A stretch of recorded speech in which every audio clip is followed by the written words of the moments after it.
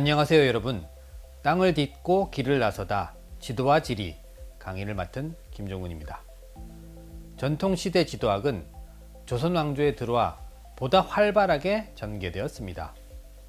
조선은 왕조를 시작한 이후부터 지도 제작에 심혈을 기울여서 다양한 종류의 지도를 제작한 것으로 보입니다.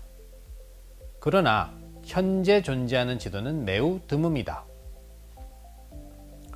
임진왜란과 병자호란의 양난을 거치면서 많은 지도가 유실되었기 때문입니다. 1392년 조선 왕조가 건국된 직후 건국의 정당성을 확보하고 민심을 안정시키는 일은 무엇보다 중요한 사안이었습니다. 역성혁명이 하늘의 뜻에 의한 것임을 드러내려 했죠. 대표적인 예로 석각천문도인 천상열차 분야지도가 건국 3년 만인 1395년에 제작된 것을 들 수 있습니다. 또 이러한 의도로 조선 초기 세계지도도 제작되었지요. 1402년 혼일강리 역대국도 지도가 그것입니다. 세계지도가 국가적 프로젝트로 만들어졌죠. 이 지도의 제목을 한번 볼까요? 혼일강리와 역대국도가 결합되어 있습니다. 혼일강리는 화에 해당하는 중국과 이에 해당하는 주변국을 합친 영역을 말합니다. 바로 화이의 세계를 의미합니다. 역대국도는 중국 역대 왕조의 수도를 상세하게 수록했다는 의미입니다. 따라서 혼일강리 역대국도 지도는 중국과 주변 지역을 아우른 세계 지도로 그 안에 중국 역대 왕조의 수도를 상세하게 표시한 것으로 볼 수 있습니다. 이 세계 지도는 중국, 일본 등의 인접 국가로부터 최신의 지도를 입수하여 조선에서 새롭게 편집, 제작한 것입니다. 이후에도 꾸준히 수정 작업을 거쳐 조선 전기의 대표적인 세계 지도로 자리 잡게 되었습니다.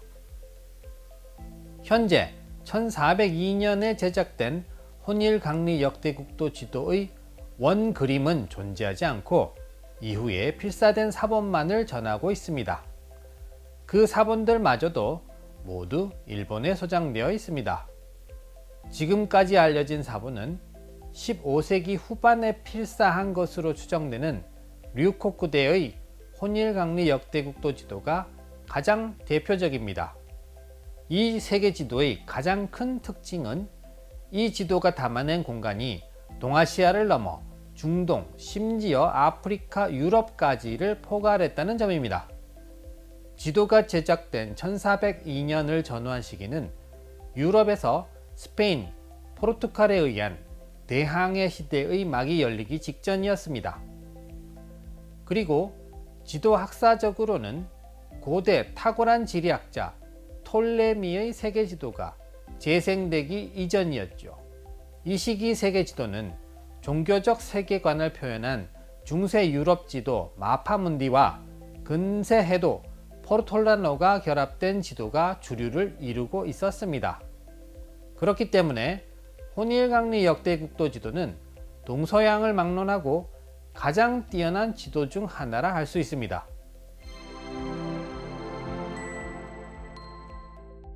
그렇다면 이 세계 지도가 동아시아 조선에서 어떻게 제작될 수 있었을까요?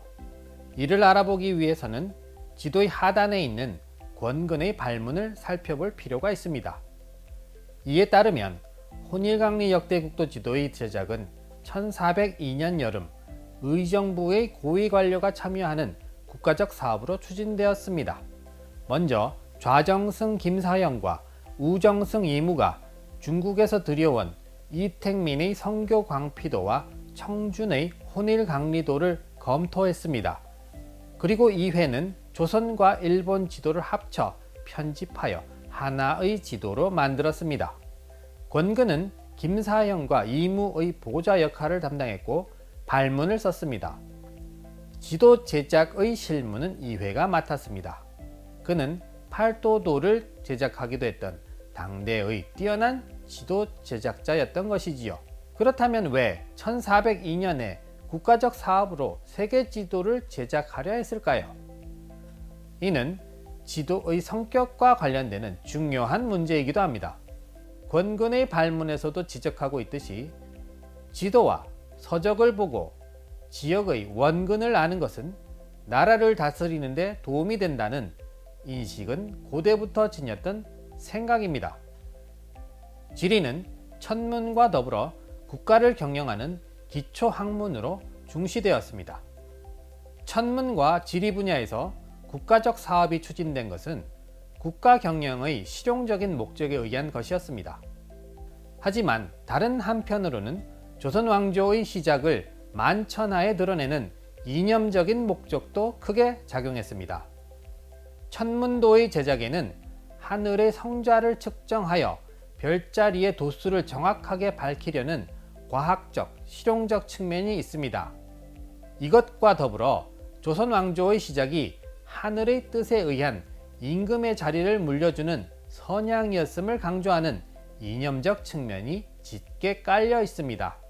마찬가지로 세계지도에도 단순히 세계의 형세와 모습을 파악하는 차원을 넘어 새로이 시작된 조선 왕조를 만천하에 과시하려는 의도가 담겨 있습니다.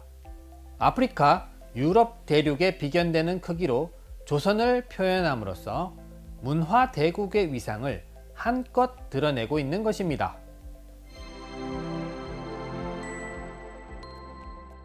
그렇다면 아프리카, 유럽 대륙은 어떻게 그릴 수 있었을까요? 당시 조선은 유럽이나 아프리카의 존재에 대해 알고 있었을까요? 실제로 조선이 아프리카나 유럽 지역에 갔던 경험이 있었던 것은 아닐까요?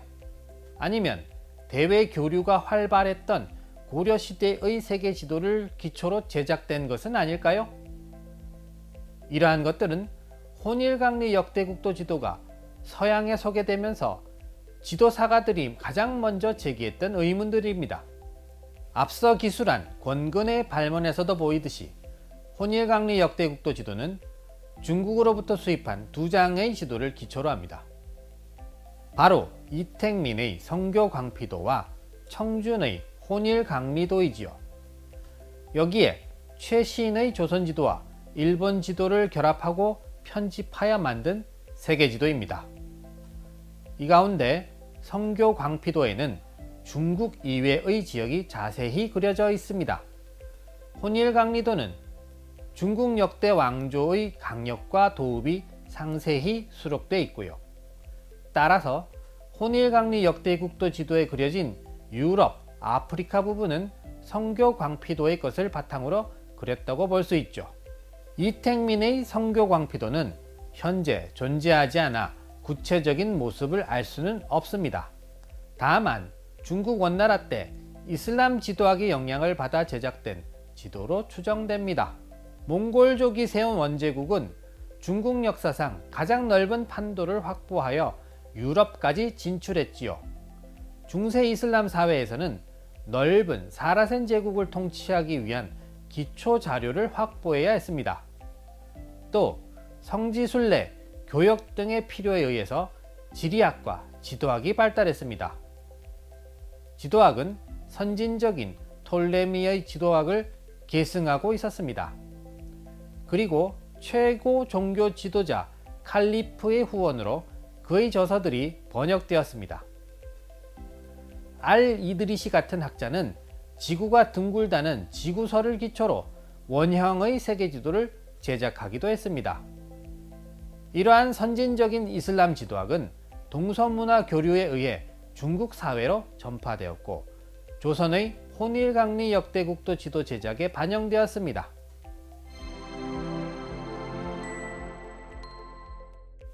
혼일강리 역대국도 지도가 이슬람 지도학의 영향을 받긴 했지만 기본적인 세계관은 다릅니다.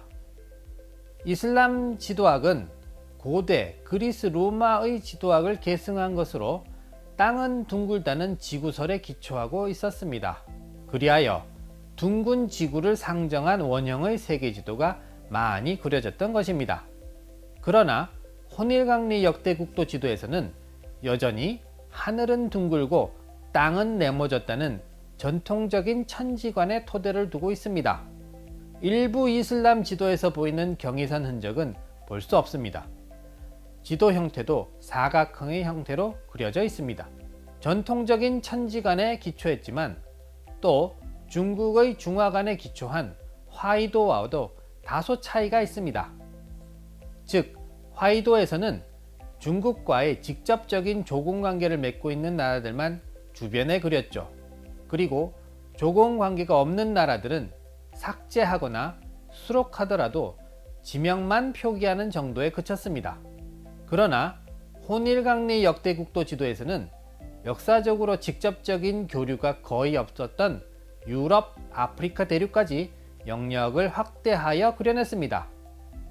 원대 이전에는 볼 수 없었던 유럽 및 아프리카 지명이 135개를 더 포괄하고 있습니다.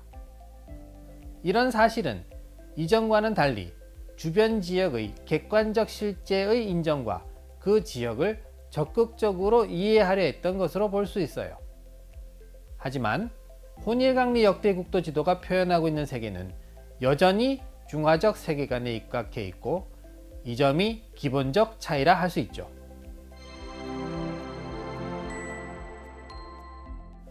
혼일강리 역대국도 지도에서 표현하고 있는 지역 중 가장 독특하고 중요한 곳이 서남아시아, 아프리카, 유럽 지역입니다. 서남아시아의 아라비아 반도가 남쪽으로 길쭉하게 그려져 있고 유럽도 지중해나 이베리아 반도가 뚜렷하게 그려져 있습니다. 서남아시아 지역은 서역으로 불리던 지역으로 역사적으로 중국과 교류가 있었던 곳이지요. 하지만 유럽과 아프리카는 거의 생소했습니다. 그렇다면 어떻게 지도에 그려질 수 있었나요? 이러한 지역이 지도에 그려질 수 있었던 것은 바로 유라시아 대륙을 아우르는 원제국의 건설에 의한 것이었습니다. 이 지역 중에서 특히 아프리카 대륙의 모습이 시선을 사로잡는데요. 아프리카 대륙의 모습은 남쪽 부분이 왜곡되어 있는 이슬람의 세계 지도와 달리 실제 지형과 거의 유사한 형태로 이루어져 있습니다. 아프리카 서쪽 기니만 부근의 해안선에 다소 왜곡이 있지만 동쪽 해안의 윤곽은 제 모습을 갖추고 있습니다. 대륙 내부에 나일강이 발원하여 북쪽으로 흘러가는 모습은 이슬람의 지도와 유사합니다. 대륙에 커다란 영호가 있고 중앙에는 황사가 표시되어 있는데 이는 사하라 사막에 해당하는 것으로 생각됩니다. 달의 산을 의미하는 제벨 알 카말은 저불로 한마라고 표기되어 있습니다. 이는 광여도의 서남헤이도에 저불로마라 표기된 것과 차이를 보입니다. 그렇다면 1400년을 전후한 이 시기 서양의 지도에서는 아프리카를 어떻게 표현하고 있었을까요? 1300년에 제작된 해리포드의 중세 세계 지도인 마파문디를 볼까요? 여기에는 서양의 기독교적 세계관을 표현한 것으로 성경에 수록된 내용이 반영되어 있습니다. 이 지도를 보면 위쪽은 아시아, 아래 왼쪽은 유럽, 아래 오른쪽은 아프리카 대륙을 표현하고 있어요. 아프리카의 모습은 아시아에 붙어 있으며 길쭉한 배의 형상으로 왜곡되어 있는데요. 14세기에 제작된 서양의 세계지도는 기독교 세계관이 반영되어 있기 때문에 아프리카의 형상도 실제와는 다른 형태를 띠는 것이 일반적입니다. 15세기 이후에 제작된 세계지도에서도 이러한 흐름이 지속됩니다. 15세기 대항해의 시대에 접어들면서 지도가 달라지기 시작했습니다. 바르톨로메우 디아스와 아프리카 탐험에 이어 바스코다가마, 페드로 알바르스 카브랄 등의 탐험과 새로운 항로의 개척으로 지도가 바뀐 것이지요. 1502년 알베르토 칸티노가 리스본에서 빼내어 페라라에 보낸 세계 지도에 이들의 항해 결과를 밝힌 지리상의 새 정보가 기록되어 있습니다. 이 지도는 동서양에서의 새로운 발견을 기록한 현재까지 전해지는 가장 오래된 포르투갈 지도입니다. 이 지도에는 남아메리카 동쪽 해안의 모습이 그려져 있고 아프리카 동쪽 해안선과 인도 반도 등이 실제의 모습을 갖추고 있습니다. 아프리카 모습이 원형을 갖추게 된 최초의 서양 지도인 셈입니다. 그런데 혼일강리 역대국도 지도와는 100여 년의 시간적 차이가 납니다. 이러한 사실을 종합해 볼 때 혼일강리 역대국도 지도는 서양보다 100년 전에 아프리카의 온전한 모습을 그려낸 지도가 됩니다. 현재 존재하는 지도 가운데 아프리카의 온전한 모습을 그린 최초의 지도인 것입니다. 그럼 여기까지 혼일강리 역대국도 지도에 대해 알아보았습니다. 감사합니다.